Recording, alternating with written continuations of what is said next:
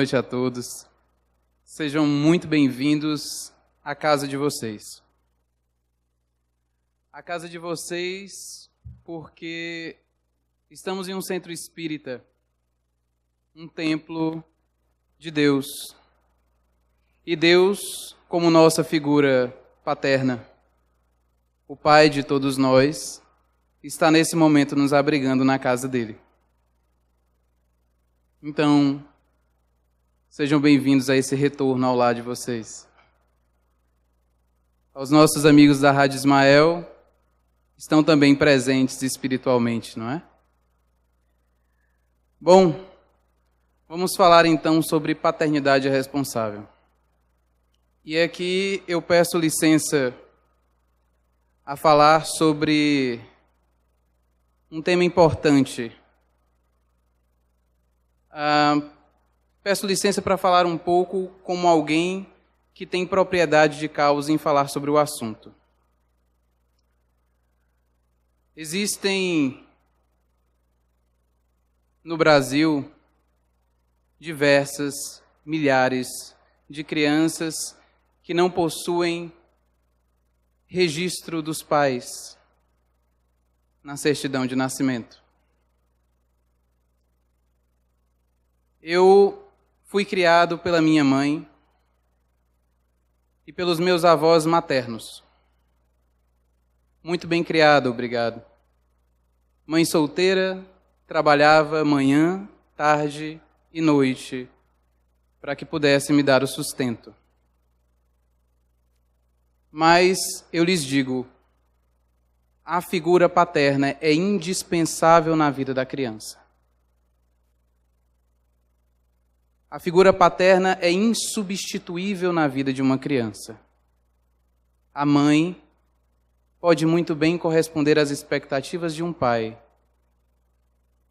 mas a presença paterna na criança, na sociedade em que vivemos, pois a criança, a um determinado momento da vida dela, sabe que um pai é uma figura importante também, pois todas as outras crianças também têm pai.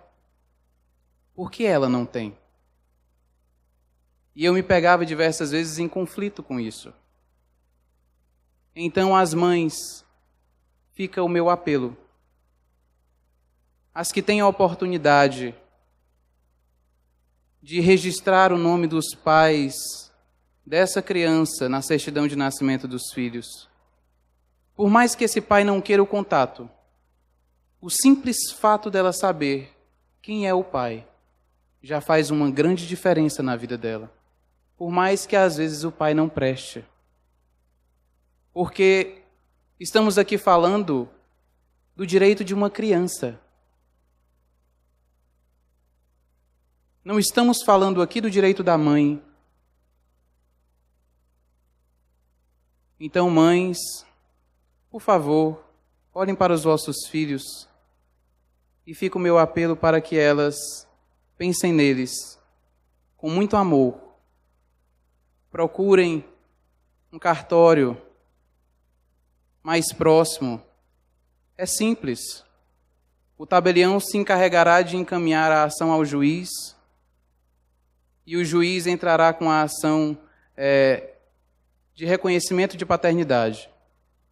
O Estado entrará com a ação de reconhecimento de paternidade. Bom, então vamos falar sobre paternidade responsável. Um tema, para mim, um nome de tema um pouco redundante. Paternidade responsável. Ora, a paternidade é mais do que responsável. E no decorrer dessa palestra nós vamos ver que a paternidade é bem mais do que só responsabilidade. Como eu disse, cresci sem a presença de um pai em minha vida. Sei a importância que existe porque quando nós somos privados de algo em nossa vida, nós reconhecemos a importância do que aquilo tem para nós ou teria para nós. Quando nós somos privados da felicidade, nós reconhecemos o valor da felicidade. quando somos privados da saúde, reconhecemos o valor da saúde. Da mesma forma, a paternidade. Quando somos privados da paternidade, reconhecemos o valor da paternidade. E minha avó, como sábia que sempre foi, dizia: meu filho, Deus é o Pai de todas as coisas, de todos nós. Figura paterna bondosa, soberanamente bom e justo. E comecei a enxergar Deus como meu Pai. E nas minhas orações à noite, porque fui criado em berço católico, minha avó me levava sempre à missa, então minha influência religiosa sempre foi muito grande desde pequeno. Rezava pela manhã e dizia: Pai, bom dia. Rezava à noite e contava a meu pai sobre o meu dia. E meu pai me respondia. E meu pai conversava comigo. Sempre me respondeu. Nunca me deixou sem resposta. Deus sempre foi influência muito forte no meu viver. E mais à frente, quando me envolvi com o Espiritismo, descobri que não estava conversando bem com Deus, mas sim com o seu intermediário, o meu mentor espiritual, a quem chamo carinhosamente hoje de pai também.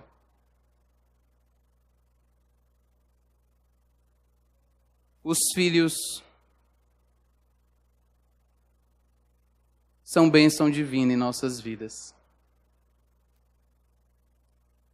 Quem é pai, quem é mãe, sabe que cada momento de descoberta, cada momento de alegria, cada momento em que o seu filho demonstra um pouco mais de conhecimento acerca do mundo que o cerca, é momento de orgulho, é momento de felicidade, é momento de sorriso, de descontração.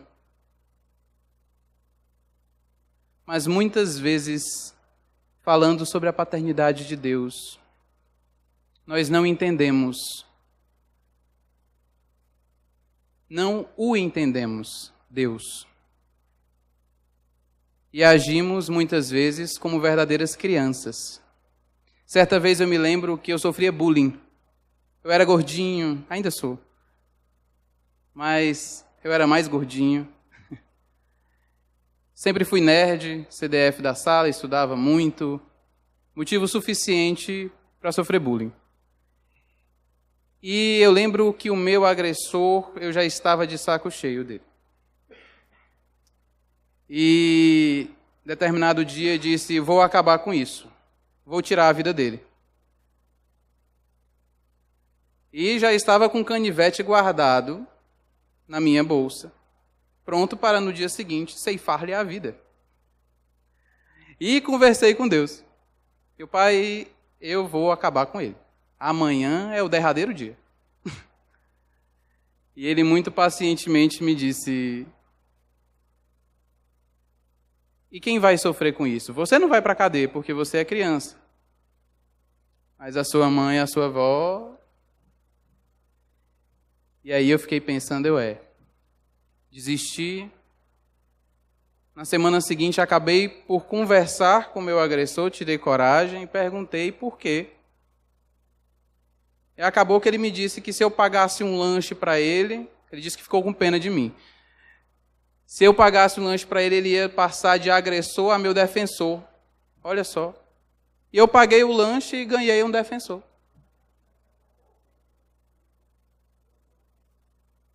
Deus me ajudou.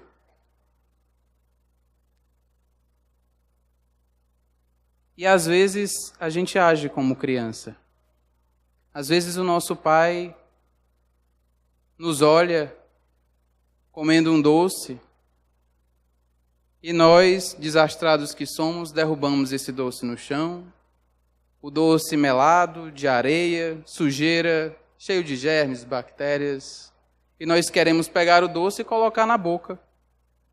Só que nosso pai zela por nós, olha por nós, vê as consequências futuras à nossa saúde, ao nosso bem-estar. e se preocupando nos toma o doce. E nós, como crianças que somos, não compreendemos e choramos. E julgamos que nosso pai é injusto. Mas nosso pai está apenas nos educando. A sabedoria de Deus é infinita, a nossa é limitada. Somos como crianças que não conseguem entender ainda o porquê das nossas vicissitudes, o porquê dos nossos desafios, o porquê das nossas dificuldades, das nossas doenças. Muitas das vezes sofremos consequências do nosso próprio desleixo. E acusamos nosso pai de injusto. Mas e nós? Nós encarnados, que recebemos essa bênção da paternidade, da maternidade. A família é a célula máter, ou seja, ela é a base da nossa sociedade. A base de tudo que nós somos hoje, nós devemos à nossa família. Nós devemos aos nossos pais. Nós devemos às famílias daqueles que criaram as pessoas que nos dão os livros hoje, que criaram pessoas com boa educação. Se nós formos pensar na influência da família em nossas vidas, poderíamos passar dias e dias discutindo o quanto a família é importante. E muitas vezes nós negligenciamos essa importância. No Livro dos Espíritos, na questão 352, Allan Kardec pergunta: poderíamos considerar a paternidade uma missão? E os Espíritos respondem: sem contestação, uma verdadeira missão. Sem sombra de dúvida, uma verdadeira missão. Grandiosa responsabilidade quanto ao futuro. Estamos criando os nossos filhos não para nós. Estamos criando os nossos filhos para passarem de engatinhar a caminhar, e de caminhar não para nós, mas para o mundo. Deus colocou os filhos sobre a tutela dos pais, a fim de que estes o dirijam pela senda do bem, e lhes facilitou a tarefa, dando àquele uma organização débil e delicada, que o torna propício a todas as impressões. Livro dos Espíritos também. Então a criança ela vem com a memória zerada. O HD dela está 0 kbps.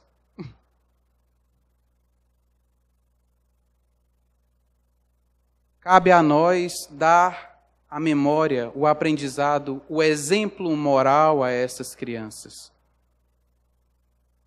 E muitos de nós ainda pensam que a figura do pai é aquela que deve prover o sustento e que a figura da mãe é aquela que deve cuidar do lar. E não é assim. Desde cedo os Espíritos já nos falam o que só hoje, em 1980, a nossa Constituição vai dizer: que homens e mulheres são iguais perante a lei. Há muito tempo os homens e mulheres são iguais perante a lei de Deus. Mas só agora a nossa sociedade vem reconhecer isso. Muito há, no entanto, os que cuidam de aprumar as árvores do seu jardim e de fazê-la dar-lhes bons frutos e frutos em abundância, do que formar o caráter dos seus filhos. Livro dos Espíritos. Quantos de nós não tem tempo para os filhos? Quantos de nós... Porque é fácil arrumar desculpas, não é? Desculpa é muito fácil de se arrumar. É muito fácil você dizer: eu tenho muito trabalho, eu trabalhei o dia inteiro, eu estou cansado, depois a gente se fala, filho. Depois eu vejo isso porque papai está cansado. Eu tenho que ir no supermercado, eu tenho que fazer compras, eu tenho que ir ali no trabalho. Hoje eu tenho que trabalhar um pouco mais, hoje eu tenho que fazer isso ou aquilo. Várias desculpas. É muito fácil. E enquanto isso, que exemplo nós estamos dando para os nossos filhos? Qual é o caráter que nós estamos construindo neles? Porque a grande desculpa é a boa educação. Mas eu estou trabalhando, mas eu estou dando dinheiro para a educação, ele está tendo uma boa educação, ele tem saúde, tem a menina que cuida dele. E nós? Não vamos participar disso?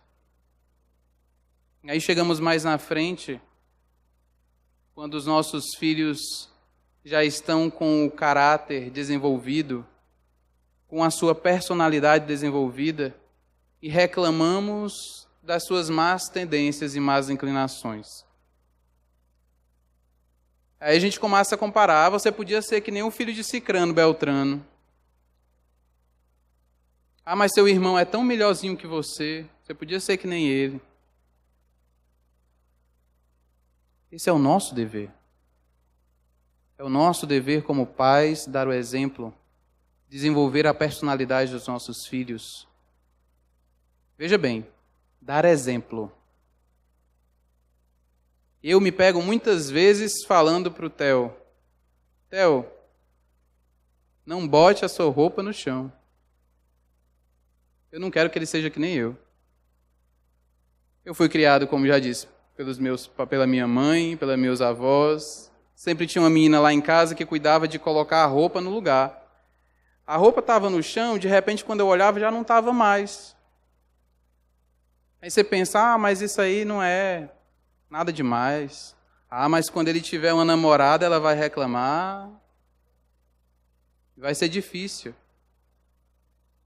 São pequenas coisas que fazem a diferença na vida da criança. A diferença na personalidade.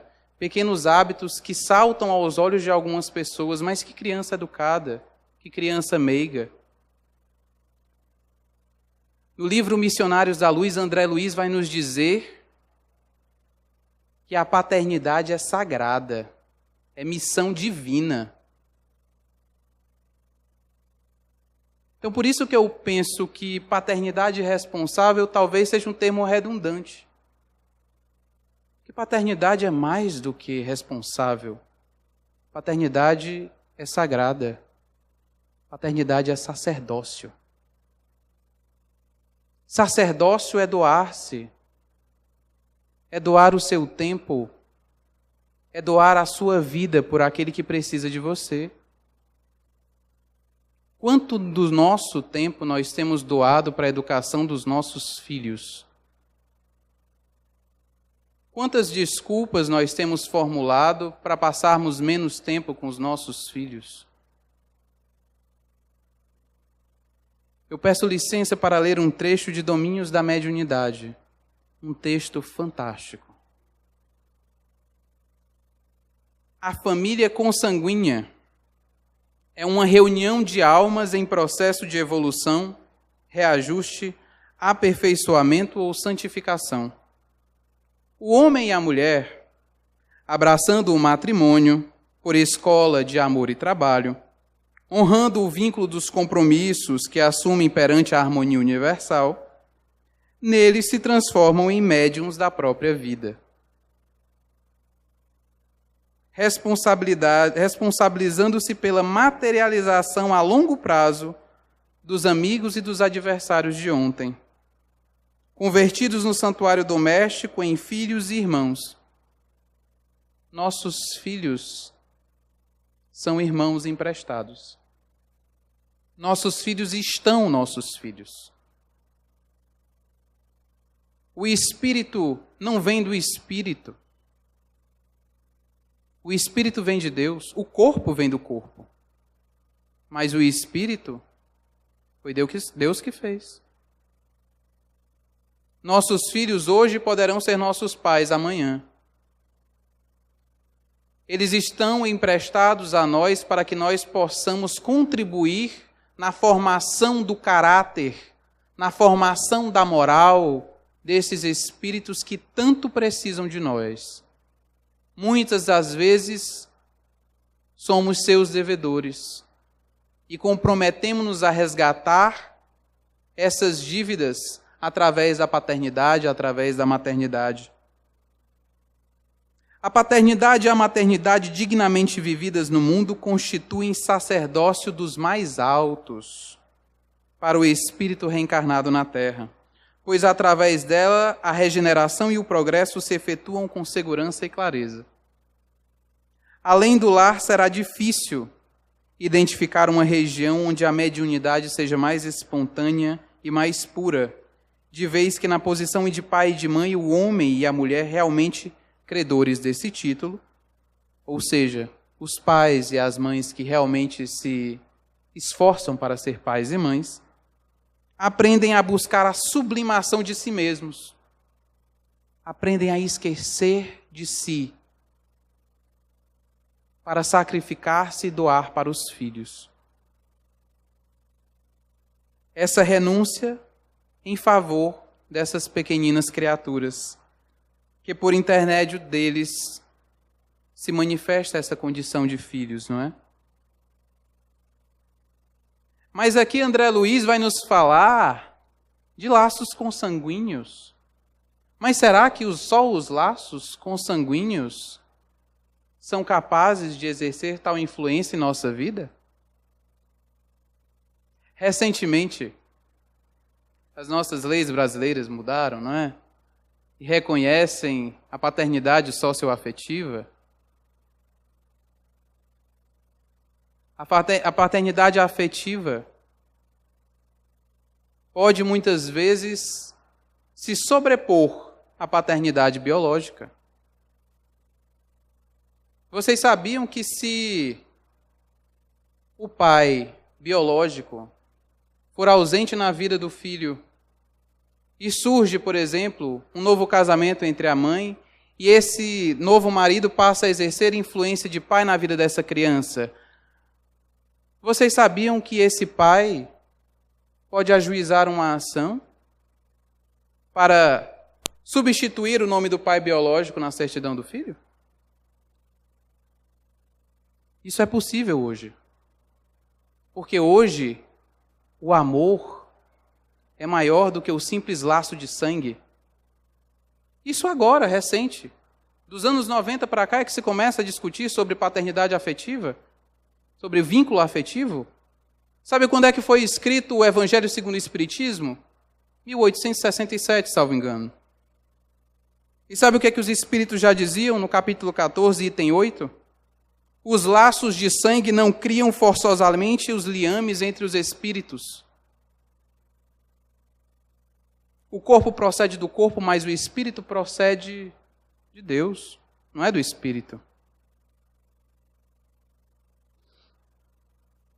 Não são os laços da consanguineidade os verdadeiros laços de família, e sim os da simpatia, da comunhão de ideias, as quais prendem os espíritos antes, durante e depois da reencarnação. Olha quanto nós estamos atrasados em relação aos espíritos que nos dirigem. Mais de 100 anos depois é que nós vamos discutir isso. Porque antes, pasmem, se vocês não sabiam disso, antes o filho bastardo não tinha direito nenhum.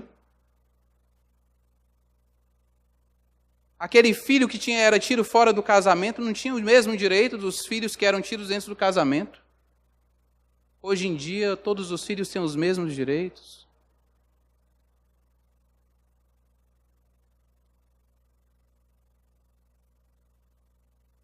E educar os nossos filhos. Vemos hoje muitos pais que querem dar amor aos filhos, mas se esquecem de dar uma coisa talvez tão importante quanto a educação. O amor é necessário, é importante, é valioso, mas tudo em excesso faz determinado mal à criatura. Se eu beber bastante água, eu posso passar mal. É preciso também impor limites. Faz parte também do amor impor limites. E eu não falo de autoritarismo, eu não falo de ditatorismo, eu não falo de você ser violento, agressivo. Eu falo de você educar o filho. Quantos de nós já vimos crianças que são verdadeiras dominadoras dos pais? Tem pai que não consegue ver criança chorar. Eu me formei em fisioterapia e a minha professora no meu estágio de neuroinfantil já me dizia.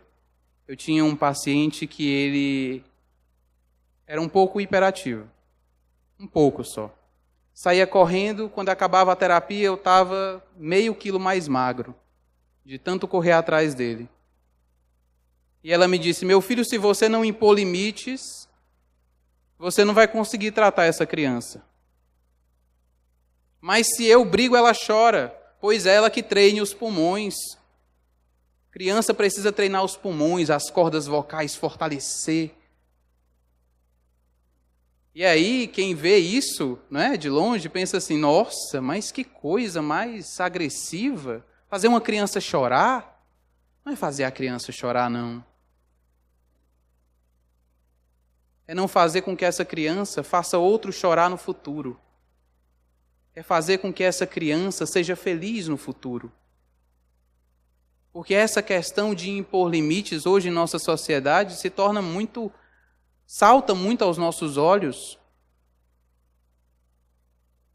Você precisa saber dizer não também. Se a criança vê o pai dizendo não, não pode fazer isso não, sorrindo, a criança vai pensar que é brincadeira, porque ela às vezes não entende o não ainda. Eu lembro de uma vez em que eu estava na casa de uma amiga minha, e ela tinha uma filha muito pequena. E eu estava brincando com ela, eu estava fazendo terapia com ela, para ver se ela conseguia desenvolver o caminhado mais rápido, não é?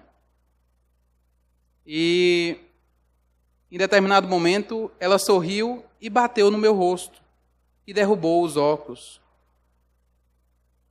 Eu, no mesmo momento, fechei a cara e disse, não faça mais isso.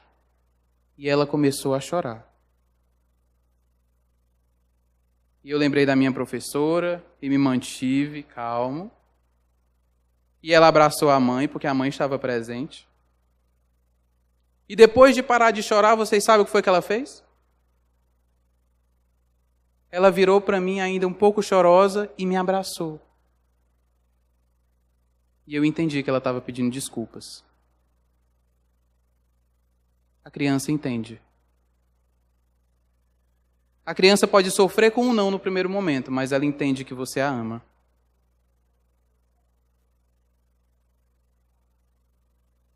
E muitas vezes, eu me pego olhando para o Theo e vejo algumas tendências ruins e começo a lapidá-las, porque ele é cheio de tendências muito boas. Mas é claro, como toda criança, tem tendências ruins. E nós temos o dever de podar essas más tendências, pensando no futuro. E eu fico impressionado, sabe com o quê? Quando eu chego no colégio, numa reunião de pais e alunos, e só está eu de pai, cheio de mães, inclusive, às vezes, nem as mães, as avós, quando tem alguém presente. E aí as professoras falam, é muito bom ver que você se interessa pela educação do Theo. Poxa, eu considero ele meu filho de coração, que não é o laço de sangue que nos une, mas o laço afetivo. Mas para mim é um dever participar da educação dele, participar do crescimento dele, agir ativamente para que as más tendências sejam podadas e que ele se torne um bom homem, porque é isso que eu quero. Que ele seja um bom homem. Eu não quero que ele chegue e tenha uma mulher e de repente bata nessa mulher. Eu não quero que ele seja usuário de drogas porque eu mimei demais. Eu não quero que ele não entenda as consequências da vida, eu quero que ele entenda as consequências dos erros. E muitas vezes, quem é pai e mãe sabe, dói em nós colocar o filho de castigo. A gente vê a criança parada e você fica assim com pena. Mas você tem que olhar para o futuro. Aquele castigo naquele momento é o castigo que ela não vai sofrer mais na frente. Não por nós, pela mão de outras pessoas, às vezes, pelos xadrezes da penitenciária. Porque quando não impomos limites, a tendência é que ele ultrapasse os limites dos direitos alheios. E se ele não compreende esses limites, o que nós estamos fazendo para educá-los? E entendam, não é questão de autoritarismo, não é questão de viver brigando com o filho, é questão de dar amor. E neste amor saber educar. Já vi muitas vezes a criança que pega uma coisa e joga no chão. E o pai vai lá e pega. E aí ela pega, acha engraçado, pega e joga de novo. E o pai vai lá e pega. Aí o pai fala não, ela vai e joga de novo. E o pai vai e pega. E aí o pai fala não, e ela vai e joga de novo e pega. E não entende o que é não. Por que não deixar no chão? Ah, mas ela vai chorar. Deixa ela chorar. Ela vai entender que se ela jogar no chão, ela vai perder o brinquedo. É ela que tem que recolher esse brinquedo depois. Estejamos sempre presentes nas vidas dos nossos filhos, acompanhando cada passo, acompanhando cada conquista. Eu lembro de uma mãe na área de neuroinfantil também. E eu atendi o filho dela, e o filho dela era atáxico. Atáxico, movimentos involuntários, ele não tem o controle do corpo. Era uma criança só pele e osso, praticamente. E não era por conta da má alimentação, era por conta das limitações físicas durante a alimentação. E ele não tinha sequer o controle de pescoço. Ele não conseguia ficar na posição de engatinhar em 4 apoios e levantar o pescoço. E durante a terapia, eu peguei um chocalho e comecei a chamar a atenção dele. Ele levantou o pescoço e ficou durante 5 segundos olhando para o chocalho e a cabeça caiu. E a mãe começou a chorar. Os 5 segundos mais bonitos na vida dessa mãe até aquele momento.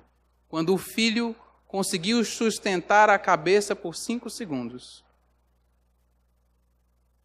Quando nós amamos de verdade os nossos filhos, nós pegamos cada segundo desses e guardamos em nossa memória, em nossos corações. Nós damos valor a cada segundo que passamos com eles. Nós nos esforçamos para sermos presentes na vida deles. Porque nós somos responsáveis por essas criaturas. Nós somos responsáveis por nossos filhos. A missão mais sagrada, a missão mais divina. A paternidade, a maternidade. Nos esforcemos sempre para sermos bons pais. Que a paz de Deus esteja com todos.